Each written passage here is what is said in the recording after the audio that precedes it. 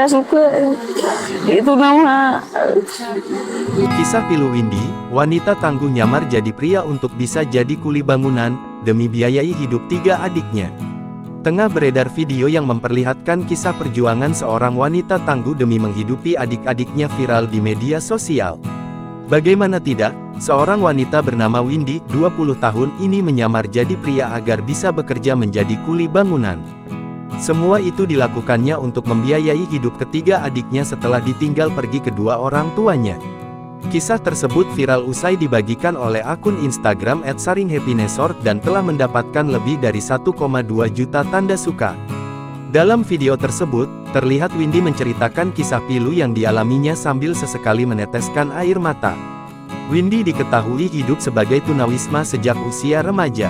Dahulu ia hidup di kontrakan bersama adik-adiknya sebelum akhirnya diusir karena tak mampu membayar uang sewa kontrakan. Mirisnya, kedua orang tuanya pergi meninggalkan Windy dan adik-adiknya tanpa pesan apapun. Windy pun tak menyelesaikan pendidikan dasarnya SD. Menurut penuturannya, ia hanya bersekolah hingga kelas 2 SD. Saat ini Windy hanya hidup di pinggir jalan bersama ketiga adiknya.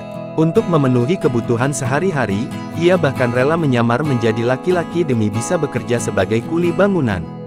Sontak saja, unggahan tersebut pun kini mengundang berbagai komentar warganet. Puluhan ribu warganet yang berkomentar memberikan doa dan harapan terbaik untuk Windy dan adik-adiknya. Download Tribun X sekarang, menghadirkan lokal menjadi Indonesia.